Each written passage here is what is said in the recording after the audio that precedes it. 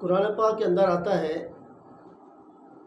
کہ جنت کے لوگ گناہگاروں سے پوچھیں گے، جنت کے لوگ گناہگاروں سے پوچھیں گے کہ کس چیز نے تمہیں دوزخ میں ڈال دیا؟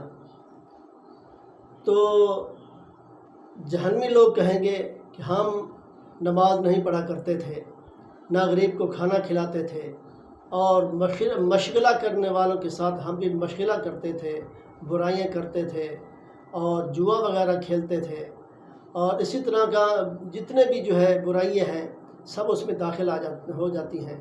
تو اس لیے قیامت کے دن کو جھٹلایا کرتے تھے، جیسے آج کل کو لوگ کہتے ہیں جب مریں گے تو دیکھی جائے گی، کون جو ہے حساب و کتاب دے گا، کچھ نہیں ہوگا، یعنی قیامت کو جھٹلا دیتے تھے۔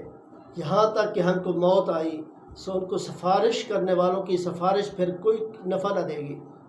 تو اللہ تعالیٰ نے شیطان کو حکم دیا تھا کہ وہ آدم علیہ السلام کو سجدہ کرے، تو اس نے حکم نہ مانا، تکبر کیا، خود کو بہتر جانا۔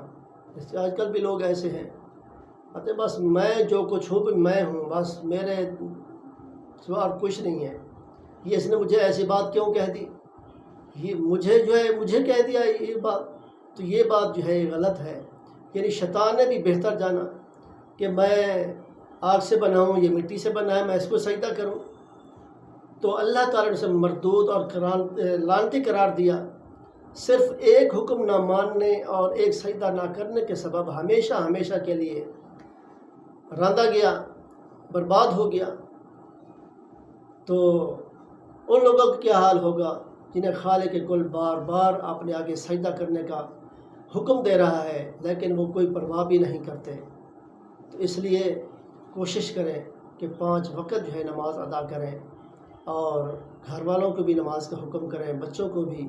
تو دعا ہے اللہ تعالیٰ عمل کی توفیق عطا فرمائے۔